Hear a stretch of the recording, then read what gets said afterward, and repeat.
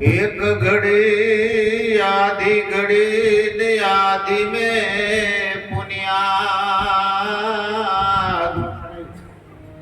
तुलसी संगत संत की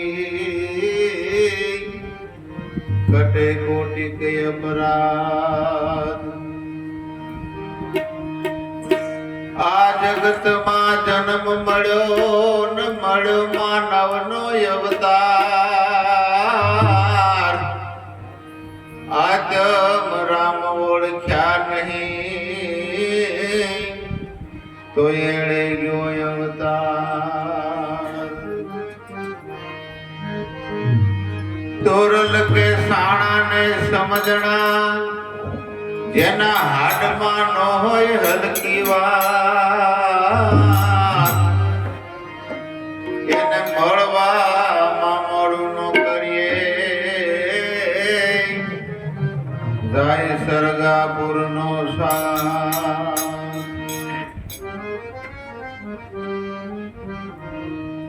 એવો કોઈ રે બતાવો મને જોગીડો।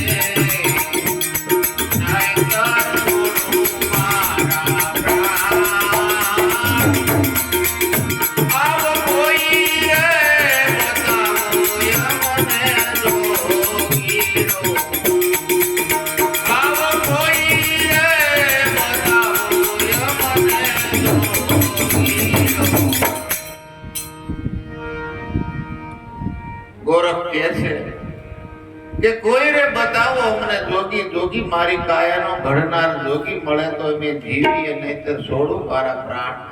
જોગી એટલે પરમાત્મા. પરમાત્માને પામવાની જેને આટલી તાલાવેલી હોય કે જેને પ્રાણ ત્યાગવાની તૈયારી હોય એ પરમાત્માને પામી શકે મારા વાલા. એટલા માટે કીધું છે ગોરખે, કોઈને બતાવો અમને જોગી, જોગી મારી કાયાનો ઘડનાર, જોગી મળે તો અમે જીવીએ નહીતર છોડી દઉં મારા પ્રાણ. હું રે હરણીને પીયું મારા પારથી, માર્યા મને શબ્દના બાણ. બાણ વાગ્યા હોય જાણે અવર, શું જાણે અજાણ. જેને જેને સત્યનું બાણ વાગ્યું હોય, જેને જેને ગુરુના વચનોમાં વિશ્વાસ હોય, જેને જેને પરમાત્માને પામવાની ઝઘના હોય, જેને આપું ત્યાગવાની ભાવના હોય, એ પરમાત્માને પામી શકે મારા વાલા. આવો સરસ મજાનો માનવ દેહ મળ્યો છે, 84 લાખ ઘોડિયામાં ઉત્તમ છે. પરમાત્માને પામવા માટે મળ્યો છે. આ જીવ માથે 84 છે, 84 સુધવા માટે માનવ દેહ મળ્યો છે. અને જ્યારે એવા સદગુરુ મળી જાય અને પોતાના સ્વરૂપનું ભાન કરાવે કે તું કોણ છો, ક્યાંથી આવ્યો છે, અને દેહ પડે પછી તારે ક્યાં જવાનું છે, એ ઘરની જ્યારે ખ્યાલ આવે ત્યારે પોતાના નિજ સ્વરૂપનું વિનાશ થાય છે. માટે જેને જેને પરમાત્માને પામવાની ઈચ્છા હોય એ 5 પ્રતિજ્ઞાનું પાલન કરવું પડે. ચોરી ન કરાય, દારૂ ન પીવાય, જુગાર ન રમાય, પરમાટી ન ખવાય, વ્યભિચાર ન કરાય. 5 પ્રતિજ્ઞાનું પાલન કરી તો આપણું જીવન પવિત્ર થાય. જીવન પવિત્ર થાય તો ઈશ્વર ઓળખવાના લાયક બની. અને આપણે અંદર સશત્રુ છે આ દેહની અંદર, કામ, ક્રોધ, મદ, લોભ, રાગ, દ્વેષ, ઈર્ષા. આ સહેને આપણે કબજે કરવાના છે. 5 વિષયો છે, શબ્દ, સ્પર્શ, રૂપ, રસ ને ગંધ. અને એને પણ આપણે કબજે કરવાના છે. જ્યાં સુધી આની ઉપર જીત ન મેળવી શકીએ ત્યાં સુધી પરમાત્માને પામવાનું દ્વાર ખોલતું નથી મારા વાલા. એટલા માટે મહાપુરુષોએ કીધું છે કે પરમાત્મા તમારાથી જરાય દૂર નથી. જેવી રીતે ફૂલથી એની સુગંધ અલગ નથી, એમ તમારાથી પરમાત્મા જરાય અલગ નથી. જેમ દરિયાના બોજા દરિયાથી અલગ નથી, એમ તમારાથી પરમાત્મા અલગ નથી. સૂર્યના કિરણો જેમ સૂર્યથી અલગ નથી, તેમ પરમાત્મા આપણાથી અલગ નથી. અને એ જાણવા માટે યુક્તિની જરૂર છે. અને મહાપુરુષો આ યુક્તિથી પરમાત્મા સુધી પહોંચાડે છે. અને આ યુક્તિથી જ આ જીવાત્માની મુક્તિ થાય છે. એટલા માટે કીધું છે કે આ જીવને ખરી ખબર ક્યારે પડે કે દેવ મારો આ દેહ દેવળમાં મળે. આ જગતના ભોળા છે માનવી, દેવને ગોતે દેવળે, જપ તપ વ્રત તીર્થ કરીને દેહને ગાળે હિમાળે. જીવને ખરી ખબર ક્યારે પડે કે દેવ મારો આ દેહ દેવળમાં મળે. આ કાયામાં અમૃત કૂપો ટપકે છે હર પડે, ઘણી પળ અટકી જાય તો આનો મેળ ન મળે. જીવને ખરી ખબર ક્યારે પડે કે દેવ મારો આ દેહ દેવળમાં મળે. નજર કરું ત્યાં નરહરી મારો પણ યુક્તિથી જોવા મળે. જબરદસ્ત કે જગદીશ વિના કોઈ ખૂણોય ખાલી ન મળે. પરમાત્મા સર્વવ્યાપક છે. ગીતાજીમાં ભગવાને કીધું છે અણુ અણુમાં મારો વાસ છે. એક રજબાર પણ જગ્યા મારા વિના ખાલી નથી.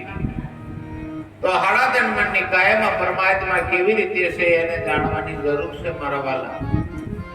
અને એ આ માનવ દેહ થઈ શકે છે, બાકી બીજા દેહમાં આ જ્ઞાન પ્રાપ્ત થતું નથી. એટલા માટે સરસ મજાનો આવું આપણને માનવ દેહ મળ્યો છે. ઈશ્વરને પામવા માટે મળ્યો છે, પરમાત્માને પામવા માટે મળ્યો છે.